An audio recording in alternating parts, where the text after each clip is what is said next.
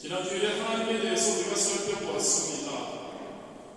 먼저 우리는 경험을 통해서 우리의 모습과 인간의 모습과 창조된 만물 속에서 그리고 또 예수 그리스도와 성령님을 통해서 우리는 하나님을 알 수 있다고 우리가 말씀을 나눴죠. 그리고 그것을 통해 여러 유익이 있다고 말씀을 나누었습니다. 그리고 다윗 그리고 욥의 하나님에 대해서 우리가 살펴보았습니다. 그리고 제가 여러분들에게 간절히 부탁드리는 것은 그들의 하나님이 여러분의, 저와 여러분의 하나님이 되어야 한다고 나누었죠. 그렇습니다. 여러분, 저와 여러분의 인생 가운데 저와 여러분의 모든 것의 주관자가 되신다고, 그분이 하나님이 되신다고 우리는 고백할 수 있어야 합니다. 주시는 이도 거두시는 이도 우리의 주님이신 하나님 되신다고 고백할 수 있어야 됩니다. 그 고백을 할 수 있어야 하고, 그리고 그 고백을 할 수 있는 여러분들 되시기를 주님의 이름으로 축원합니다. 오늘도 하나님에 대해서 좀 더 자세히 살펴보길 원합니다. 하나님은 어떤 분이신가를 한번 살펴보길 원합니다. 하나님은 어떤 속성을 가지고 계신가 살펴보고, 그리고 하나님의 그 속성을 통해서 우리에게 어떠한 역사가 일어났나, 구원이 일어났죠. 할렐루야. 그 구원의 성품에 대해서 우리가 함께 살펴보고, 그리고 오늘 본문에 나와 있지만 제목처럼 나의 당신의 하나님 야훼께서 당신에게 요구하는 것이 무엇인가에 대해서 한번 살펴보기를 원합니다. 할렐루야. 먼저 하나님 부분은 5가지로 한번 더 자세히 할 수 있지만 5가지로 한번 생각해 보기를 원합니다. 가장 먼저 하나님은 우리가 잘 압니다. 시편 90편 2절에 기록되죠. 산이 생기기 전, 땅과 세계도 주께서 조성하시기 전 곧 영원부터 영원까지 주는 하나님이시니이다. 성경에 하나님은 가장 먼저 영원하신 하나님이시라고 말씀하고 있습니다. 여러분, 영원하신다는, 영원하신 하나님이라는 말은 어떤 의미일까요? 오래전부터 계셨다는 뜻일까요? 그것도 있지만 우리는 좀 더 성경에서 말하는 영원하신 하나님이시라는 것은 저와 여러분에게 어떤 하나님이냐는 거죠. 저와 여러분이 경험하는 하나님은 어떤 하나님, 영원하신 하나님이 어떤 하나님이냐는 거죠. 그 하나님은 언제나 우리와 함께 하시는 하나님이라는 의미임을 기억하기를 원합니다. 할렐루야. 여러분, 하나님은 어떤 상황에서도 언제든지 우리 가운데 우리와 함께 하심을 믿으시기를 바랍니다. 우리의 체험을 통해서, 우리의 신앙생활의 체험을 통해서 우리는 알게 되죠. 언제나 함께 하시는 영원하신 하나님, 첫 번째 우리 하나님의 속성이죠. 두 번째입니다. 예레미야 23장 24절 말씀에 이렇게 기록됩니다. 야훼의 말씀이니라. 사람이 내게 보이지 아니하려고 누가 자신을 은밀한 곳에 숨길 수 있겠느냐. 야훼가 말하노가 나는 천지에 충만하지 아니하냐. 천지에 충만하다. 어느 곳에도 계시다. 무소부재하시다는 이야기이죠. 어디까지나 저와 여러분에게 경험적으로 어디까지나 항상 동행하시는 하나님을 가리키고 있는 겁니다. 하나님이 한국에도 계시고 프랑스에도 계시다는 의미만이 아닙니다. 저와 여러분의 체험에서, 경험에서 본다면 우리가 어디에 있든지 어디에 가든지 우리와 동행하시는 하나님이시라는 것을 우리가 기억해야 할 줄 믿습니다. 할렐루야. 우리와 함께 하시는, 우리가 어디를 가든 무엇을 하든 동행하시는 하나님. 믿음의 사람들은 하나님을 경험한 후에 자기가 하는 모든 것은 하나님 앞에서 한다고 생각했습니다. 다윗은 시편 16편 8절에 고백하죠. 내가 야훼를 항상 내 앞에 모시며 그가 나의 오른쪽에 계심으로 내가 흔들리지 아니하리로다. 무슨 말인가요? 불안되오죠. 우리가 너무나 잘 아는 하나님 앞에서 행하는 것을 이야기한 우리가 지금 하나님 앞에 행하고 있다는 이야기죠. 항상 나와 동행하시는 하나님이시라는 것을 강조하고 있는 것. 이스라엘 백성 마찬가지죠. 광야에서 이스라엘 백성들이 목이 마를 때 어떻게 되었나요? 하나님은 반석에서 물이 나게 하셨고 그들이 하나님께 불순종함으로 불뱀에 물렸을 때 하나님이 어떻게 하셨나요? 구리뱀을 통해서 그들을 치유하셨습니다. 저녁이 되면 이스라엘 백성들보다 더 앞서가셔서 텐트 장막친 곳을 알아보셨던 분이 바로 하나님이신 거죠. 그리고 그들의 우편에 그들이 되셨습니다. 시편 26편 5절에 보면 야훼는 나의 사랑과 나의 자녀 소굴이시니 나의 분깃을 지키시나이다. 항상 나와 함께 하시는, 어디까지나 함께 하시는, 동행하시는 하나님을 묘사하고 있는 겁니다. 그렇습니다, 여러분. 기억하기 원합니다. 하나님은 어디까지나 동행, 즉 우리가 어디 가든지 동행하시는 분이심을 믿으시기를 주님의 이름으로 축복합니다. 세 번째로 하나님은 우리는 전능하신 하나님이라고 이야기하죠.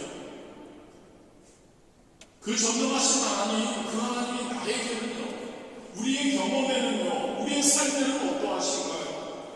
우리 안에서 모든 일을 할 수 있다는 그러한 하나님으로 우리에게 경험되는 겁니다. 모든 일, 우리가 무슨 일을 하든 도와주시는 하나님을 가리킨다는 거죠.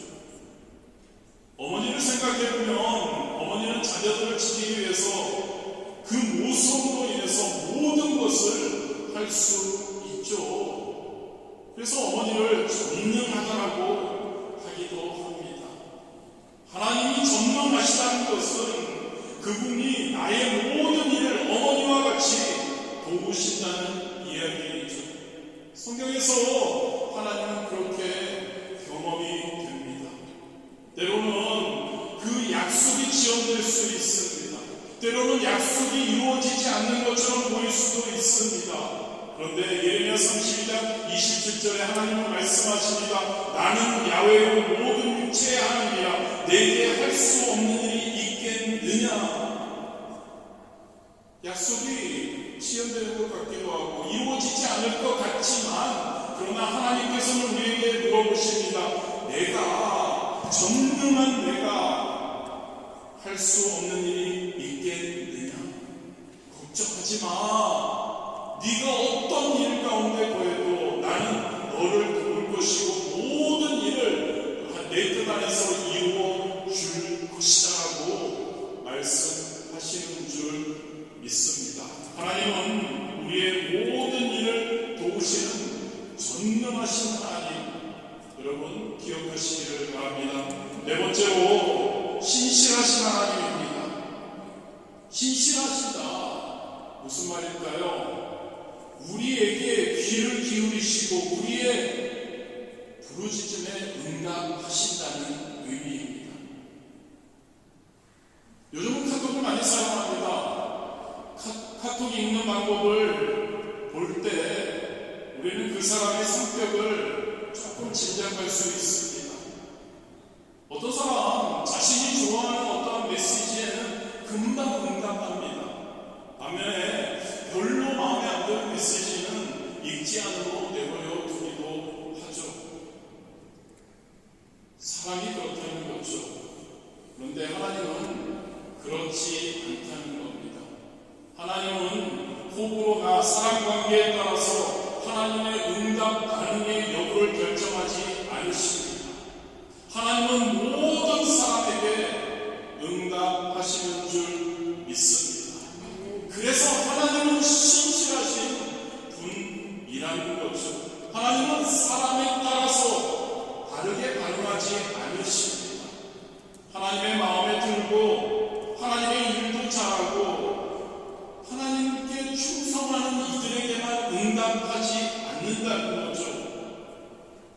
그렇지 않은 사람들에게도 하나님은 사랑하시고 까다롭게 보시지 않습니다. 하나님은 언제나 변함이 없으시다는 것을 기억하기를 원합니다. 저와 여러분의 작은 한숨이나 탄식에도 하나님은 반응하시는 분이라는 거죠. 야고보서 1장 17절이죠. 온갖 좋은 은사와 온전한 선물이 다 위로부터 빛들의 아버지께로부터 내려오나니 그는 변함도 없으시고 회전하는 그림자도 없으시니라. 신실하신 하나님, 우리를 사랑하시는 하나님, 변함없으신 하나님, 그 하나님 우리가 믿는 하나님입니다. 마지막으로 요한일서 3장 20절이죠. 이는 우리 마음이 혹 우리를 책망할 일이 있어도 하나님은 우리 마음보다 크시고 모든 것을 아시기 때문이라. 모든 것을 아시는 하나님, 우리는 전지하신 하나님이라고 이야기를 하죠. 모든 것을 아신다. 무슨 뜻일까요? 우리에게 독청장치를 해놓아서 우리가 속으로 무슨 생각을 하는 것까지 하나님이 다 아신다는 뜻이 아닙니다. 아까도 말씀드렸지만 어머니처럼 무조건적인 자녀에 대한 공감 능력과 호응 능력과 같이 그 어머니가 자녀들을 그 약함을 연약함을 이해하는 것처럼 하나님도 저와 여러분의 모든 연약함을 공감하시고 이해하신다는 뜻입니다. 엄청난 능력이죠. 정신과 의사 전혜신이라는 분은 그의 책에서 당신은 옳다, 그 옳다 이것에 대해서 공감을 심리적 심폐소생술이라고 했습니다. 옳다라는 말은 모르니까 그 사람을 편든다, 그 사람이 좋고 나쁘다는 의미가 아닙니다. 이 옳다라는 말은 그 옳기 때문에 대가를 치르고 그 사람을 감싸는다는 의미이죠. 어느 다큐멘터리에 담배를 많이 피우시는 분이 나왔습니다. 그분이 담배를 너무 많이 피워서 신장에 어떤 문제가 있어서 스탠드를 6개 끼웠다고 합니다. 그리고 이제 거의 더 이상 할 것이 없다고. 그런데 이 환자는 그럼에도 불구하고 끝까지 담배를 피웁니다. 우리 같으면은 그 정도 됐으니까 담배를 피우다가 죽으라고 내버릴 수 있었는데 거기에 나온 의사들은 그런 환자를 포기하지 않고 끝까지 또 다른 스탠드를 끼워줍니다. 하나님은 이런 의사들만큼, 아니 그보다 훨씬 더 우리의 연약함을 동정하신다는 것을 우리가 기억했으면 좋겠습니다. 전지하신 하나님, 우리의 연약함을 아시고 우리의 연약함을 끝까지 책임져 주시는 하나님, 그 하나님 우리가 믿는 하나님이죠. 영원하신 하나님, 무소부재하신 하나님, 전능하신 하나님, 신실하신 하나님, 전지하신 하나님, 이 하나님들의 속성이 바로 우리가 체험하는, 경험하는 하나님이어야 하는 줄 믿습니다. 우리가 하나님을 그런 하나님으로 경험해야 합니다. 할렐루야. 그리고 그 이상은 우리가 몰라도 됩니다. 여러분, 믿지 않는 사람들이 나는 성경에 대해서 모릅니다, 나는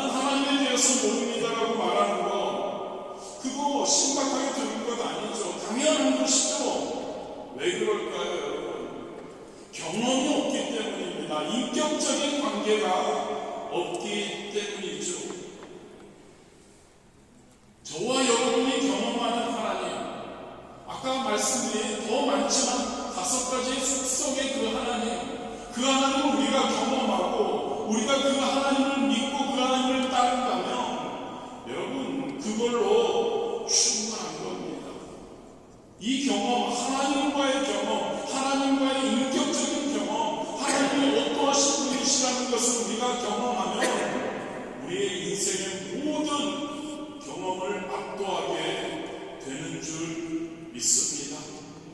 그렇다면 여러분, 이렇게 5가지의 하나님의 독성, 우리에게 우리의 구원에, 우리의 삶에 어떻게 드러날까요?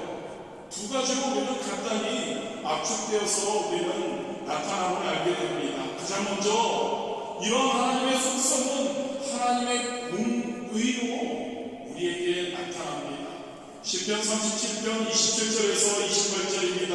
악에서 떠나 선을 행하라. 그리하면 영원히 살리니 야훼께서 정의를 사랑하시고 그의 성도를 버리지 아니하시리로다. 그들은 영원히 보호를 받으나 악인의 자손은 끊어지리로다. 위의 속성, 5가지의 속성을 지니신 하나님은 죄를 용납할 수 없는 분이십니다. 마치 빛이 어두움을 미워해야 어두움을 압도하고 세상 구석구석을 비출 수 있는 것처럼 말입니다. 그리고 그 하나님의 공의가 가장 확실하게 드러난 자리가 어디일까요? 바로 십자가의 자리입니다. 하나님의 아들 예수님을 미워해서 십자가에 못 박아 죽이셨을까요? 아닙니다. 하나님은 죄를 용납할 수 없었던 겁니다. 죄가 원수의 강력한 무기가 되어서 인간을 파멸로, 멸망으로 이끌었기 때문에 하나님은 아들과 함께, 아들 예수님과 함께 무한대의 사랑과 무한대의 순종으로 죄의 내관을 뽑아 버린 겁니다. 죄가 다시는 하나님의 자녀가 된 우리를 멸망의 자리로 인도하지 못하도록 만들어버린 것이죠. 십자가의 공의를 통해, 십자가를 통해 우리가 구원받음을 믿으시기를 바랍니다. 십자가를 통해 우리는 하나님의 자녀가 되었는 줄 믿습니다. 2번째로 하나님의 구원의 성공은 하나님의 대속의 사랑입니다. 먼저 공의가 있고 그 다음에 사랑이죠. 죄를 용납할 수 없었던 하나님, 그러나 죄인을 버릴 수는 없었다는 것이죠. 본인이 창조한 인간이 죄를 지어서 죄인이 되었음에도 불구하고 죄는 용납할 수 없었지만 죄인은 사랑할 수밖에 없었던 거죠. 예레미야 3장 13절입니다. 31장 3절입니다. 옛적에 야훼께서 나에게 나타나사 내가 영원한 사랑으로 너를 사랑하기에 인자함으로 너를 이끌었다 하였노라. 죄를 용납하지 못하는데 죄인을 사랑한다? 모순이라고 생각할 수 있지만 모순이 아니죠, 여러분. 의사가 환자를 치료하려면 병은 미워합니다. 그런데 환자는 사랑해야 하죠. 그 병을 가지고 온 환자까지 미워하면 그 의사는 그 환자를 치료할 수 없는 거죠. 이처럼 하나님께서는 죄를 용납하실 수는 없었지만 죄인은 사랑하셨습니다. 그런데 그냥 사랑만 하면 해결된 문제가 아니었죠. 공의의 하나님께서는 죄를 지은 자는 죄는 사망, 죄는 멸망. 그러니까 그 죄를 자신에게 전가하고 그 죄의 값을 치르는 대속의 사랑을 베푸신 것이죠. 하나님이 이 세상을 이처럼 사랑하사 십자가를 통해 그 사랑이 가장 온전하게 드러나게 되었던 거죠. 그래서 우리가 십자가에 대한 찬양을 하면 어떤가요, 여러분? 눈물이 나지 않나요? 감격이 되지 않나요? 하나님이 벌써 우리의 깊은 곳에 계시기 때문이죠.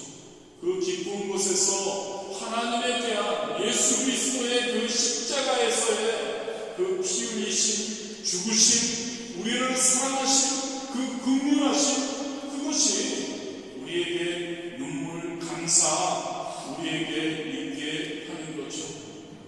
우리가 높은 하늘이라 말들하지만이라는 그 어머니 그리고 부모님에 대해서 노래를 할 때 눈물이 핑도는 것과 같은 겁니다. 어머니에 대한 그 치감이 있는 거잖아요. 태어나서부터 그 어머니에게 받은 사랑, 그 어머니와의 그 경험을 통해 우리는 그 어머니에 대한 연민과 감사가 넘치게 되는 거 마찬가지입니다. 하나님과 그런 관계여야 하는 줄 믿습니다. 하나님과 우리가 어머니와의 관계처럼 하나님과 그런 관계가 우리가 되어야 합니다. 하나님은 이 공의와 대속의 사랑의 성품을 통해서 저와 여러분을 구원해 주셨습니다. 저와 여러분의 지금의 삶에서도 늘 우리에게 말씀하여 주십니다. 그리고 역사하여 주십니다. 아까 말씀드린 5가지의 속성을 하나님은 갖고 계시죠. 그 하나님을 아는 자가 그 하나님을 경험한 자인 것입니다. 그렇다면 하나님을 아는 자, 경험한 자는 우리는 어떻게 하나님께 반응을 해야 할까요? 즉, 우리 하나님 야훼께서 우리에게 요구하시는 것이 무엇일까요? 4가지로 한번 살펴보기를 원합니다. 여러분, 하나님을 진짜 안다고 하면 하나님 주권 신앙을 가져야 합니다.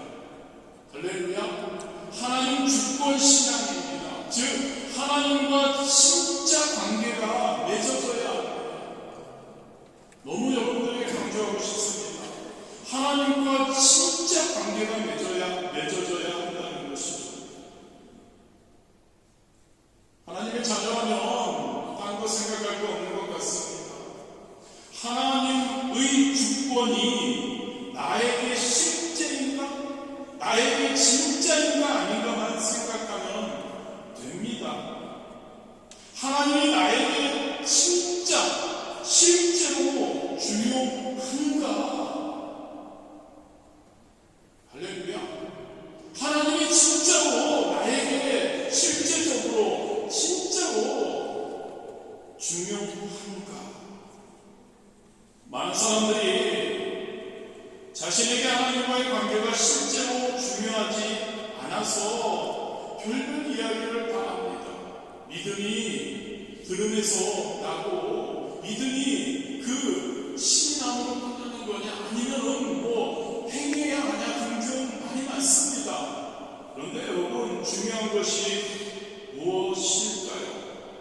중요한 것은 하나님하고의 관계가 어떠냐입니다. 만약에 저와 여러분의 자녀가 중요한 일이 있고 돈이 필요했었는데 깜빡하고 오늘 돈을 안 줘서 보냈다고 생각해 보십시오. 그렇다고 해서 그 부모님이 그 자녀를 사랑하지 않는 건가요? 사랑하지 않나요? 사랑을 실천하기 싫어하는 건가요? 아닙니다. 걱정할 것이고 그 다음날 2배로 줄 것입니다.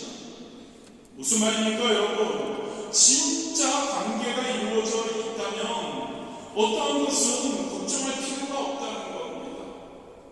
우리가 생각하는 것보다 우리 더 그 관계가 더 가까울 수 있다는 거죠.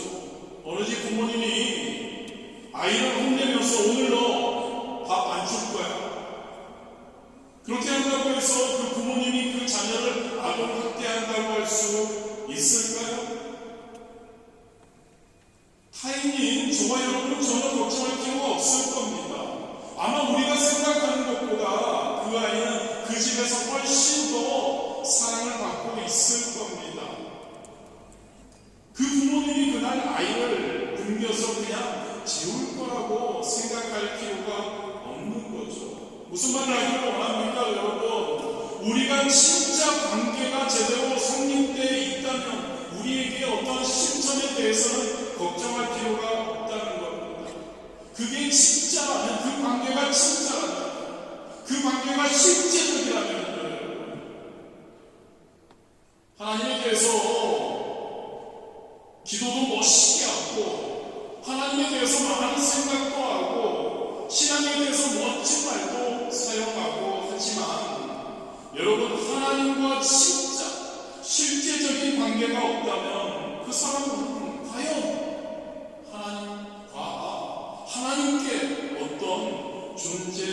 될지를 우리는 생각해 보아야 합니다.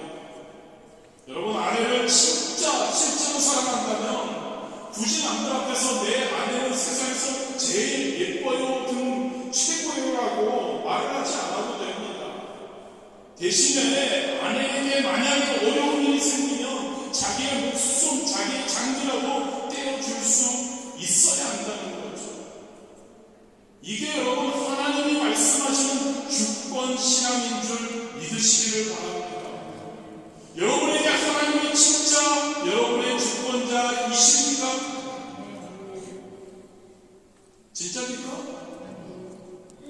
진짜라면 여러분 그렇게 주권자로 인정하고 그 주권자가 나의 하나님이 되신다고 우리가 경험한다면 하나님께 우리의 삶의 키를 드릴 수 있어야 하는 줄 믿습니다. 너무 중요한 것 같습니다, 여러분. 말로만 하나님을 사랑한다, 말로만 하나님이 나의 주권자이시다, 말로만 하나님께서 나의 주님이시다 가 아니라는 거죠. 주님이 뭐라고 해요? 주인님, 우리는 종이고 주인이 마음대로 할 수 있는 우리는 종이죠. 하나님이 주권자라는 것은 나의 삶을 진짜 주권자, 진짜 하나님과 나의 관계가 주님과 그리고 부모님과 아버지와 자녀의 관계라면 저와 여러분의 삶 주권 올바로 드릴 수 있어야 합니다. 아멘이십니까 여러분? 하나님께 백지수표를 드릴 수 있어야 한다고요. 하나님께 우리를 얼마든지 하고 싶은 대로 명령하실 수 있는 권리를 하나님께 드릴 수 있어야 한다는 겁니다. 하나님의 주권신앙은 이겁니다, 여러분. 다른 거 아닙니다. 하나님이 진짜 나의 주인님이시라면 나의 모든 것을 아낌없이 드릴 수 있어야 한다는 거죠. 제가 아까 말씀드렸죠. 부모와 자녀의 관계, 남편과 아내의 관계, 왜 이것을 예를 들어서 말씀을 드립니까? 그런 진짜의 관계에서 그렇게 이루어진다고요. 하나님과 여러분들이 그런 것들이 이루어지고 있나요? 내 자녀를 사랑하는 것만큼 하나님을 사랑하고 있는지요? 내 부모를 사랑하는 것만큼 내가 하나님을 사랑하고 있는지요?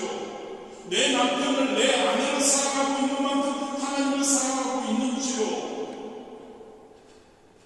내 남편을 너무 사랑하니까 남편이 만약에 어떤 장기에 어떤 문제가 있으면 내 장기를 뺏어줄 수 있을 정도의 그런 관계일 텐데 여러분들은 과연 하나님과 그런 관계냐는 거죠. 하나님께 주권을 드린다는 것은 하나님께 나의 그냥 목숨을 드린다, 그냥 습관적으로 얘기하는 게 아니라 나의 모든 것을 드릴 수 있는 그러한 자들이 되어야 한다는 겁니다. 삼국지만 봐도 주군이라고 한번 결정했으면 그 삼국지의 주군을 삼는 자를 위해서 그 장수들은 목숨을, 생명을 그에게 맡기고 싸웠습니다. 조폭 영화가 한국에서는 많이 인기가 있죠.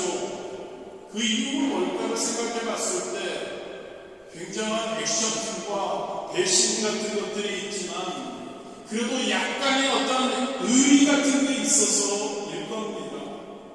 하나님 앞에서도 마찬가지입니다, 여러분. 하나님의 주권을 인정해 드리는 것은 하나님과의 의리를 지키는 것인 줄 믿습니다. 내가 이런 경험을 하게 해주신 하나님, 나를 구원해 주신 하나님, 나를 지금까지 이렇게 이끌어 주신 그 하나님, 그 하나님과 의리를 지키고 내가 끝까지 가겠습니다. 할렐루야. 신명기 오늘 본문이죠. 10장 12절 13절입니다. 이스라엘아, 내 하나님 야훼께서 내게 요구하는 것이 무엇이냐? 곧 내 하나님 야훼를 경외하여 그의 모든 도를 행하고 그를 사랑하며 마음을 다하고 뜻을 다하여 내 하나님 야훼를 섬기고 내가 오늘 내 행복을 위하여 내게 명하는 야훼의 명령과 교회를 지킬 것이 아니냐. 하나님 주권신앙을 가지고 하나님과 진짜 관계를 형성하라는 겁니다. 위에서는 하나님이 이렇게 요구하십니다. 야훼를 경외하라. 할렐루야. 하나님을 경외할 수 있는 우리가 되기를 원합니다. 하나님을 사랑하라고 말씀합니다. 사랑할 수 있는 우리 되기 원합니다. 섬기라고 합니다. 순종하라고 합니다. 섬기시기 바랍니다. 순종하시기 바랍니다. 하나님이 원하시는 겁니다. 하나님의 주권신앙이 바로 이겁니다. 경외하고 사랑하고 섬기고 순종하는 삶, 그러한 삶 사는 저와 여러분 되시기를 진심으로 원합니다. 마가복음 10장 29절 30절입니다. 예수께서 대답하시되 첫째는 이것이니 이스라엘아 들으라. 주로 우리 하나님은 유일한 주시라. 내 마음을 다하고 목숨을 다하고 뜻을 다하고 힘을 다하여 주 너희 하나님을 사랑하라 하신 것이요. 두 번째 우리에게 요구하시는 겁니다. 마음을 다하고 목숨을 다하고 뜻을 다하고 힘을 다하여 하나님을 사랑하라. 근데 이건 여러분 굉장히 어려운 것 같습니다만 그렇게 어려운 것이 아닙니다. 좀 전에 말씀드린 하나님께 우리의 주권을 온전히 드린다면, 할렐루야, 하나님께 저와 여러분의 주권을 온전히 드린다면 나머지는 따라가는 것이죠. 우리의 손이, 우리의 발이, 우리의 지각이, 우리의 시간이 다 따라가는 겁니다. 하나님께 주권을 드리니까요. 아까도 말씀드렸지만 혹시 가족 중에서 누군가가 병이 들었습니다. 병 감호하느라고 잘 나가는 직장을 내려놓아야 한다 하는 상황이 된다고 생각해 보시기 바랍니다. 진짜 내가 그 사람을, 그 가족을 사랑한다면 그 잘 나가는 직장 일지언정 내려놓는 것이 어렵지 않을 것 같습니다. 왜요? 진짜 사랑하니까요. 이것이 하나님에 대한 우리의, 하나님이 요구하시는 겁니다.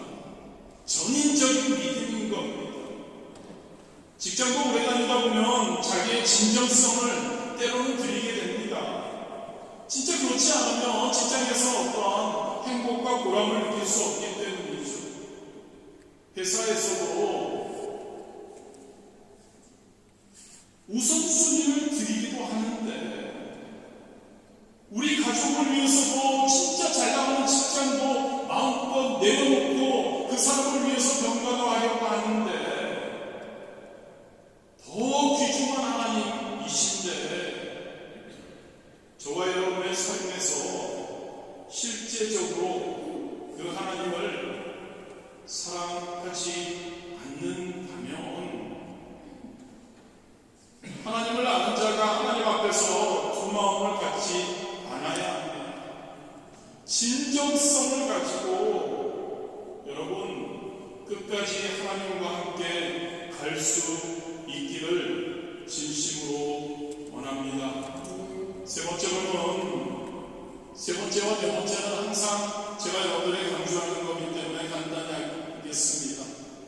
하나님을 아는 자는, 진짜 하나님을 사랑하는 자는 제자의 길을 걸어가야 하죠. 사도행전 1장 8절에 예수님께서 승천하시며 강구하신 말씀이죠. 오직 성령이 너희에게 임하시면 너희가 권능을 받고 예루살렘과 온 유대와 사마리아와 땅끝까지 이르러 내 증인이 되리라 하시니라. 우리에게 부탁하신 겁니다. 땅끝까지 증인이 되라. 저와 여러분의 존재의 이유입니다. 예수님의 그 뜻이, 그 꿈이 이루어지는 우리는 도구이기 때문이죠. 땅끝까지 주님의 증인이 되는, 할렐루야, 그러한 저와 여러분, 우리 하나님께서 저와 여러분에게 요구하시는 일이죠. 마지막으로 10편 95편 1절에서 2절입니다. 오라, 우리가 야훼께 노래하며 우리의 구원의 반석을 향하여 즐거이 외치자. 우리가 감사함으로 그 앞에 나아가며 신을 지어 즐거이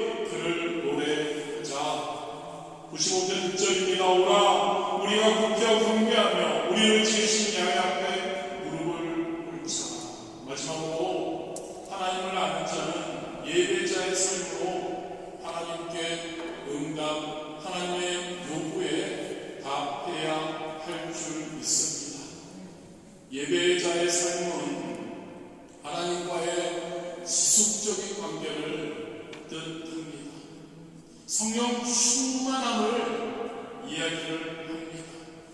하나님의 말씀으로 충만한 것을 하나님은 우리에게 요구하십니다. 기도로 충만한 것을 우리에게 요구하십니다. 하나님은 예배의 자리에 함께하기를 요구하십니다. 말씀의 자리, 기도의 자리, 은혜의 자리에 최선을 다하는 삶을 살기를 우리에게 요구하십니다. 할렐루야. 기억하시기를 바랍니다, 여러분. 하나님과 지속적인 관계는 예배를 통해서 이루어집니다. 하나님의 말씀을 통해서 이루어집니다.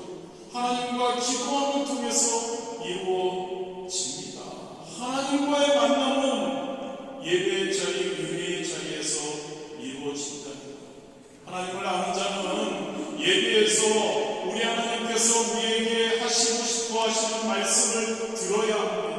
듣고 그 말씀에 반응해야 합니다. 그 말씀대로 살아야 합니다. 할렐루야. 말씀에 순종해야 합니다. 그러한 여러분들 되시기를 주님의 이름으로 축복합니다. 말씀 마무리하면서 요약하겠습니다. 우리 하나님은 영원하신 하나님이십니다. 무소부재하신 하나님이십니다. 전능하신, 신실하신, 전지하신 하나님이십니다. 그 하나님은 우리를 공의와 대속의 사랑으로 우리를 구원해 주셨습니다. 항상 역사해 주십니다. 항상 우리를 경험케 해 주십니다. 그렇게 우리는 하나님과 진짜 관계를 맺어야 합니다. 하나님과 진짜 주권 신앙을 우리는 소유해야 한다는 거죠. 진짜 실제적으로 진정성을 가지고 하나님께 우리의 삶을 드려야 합니다. 땅끝까지 증인이 되고 예배자의 삶을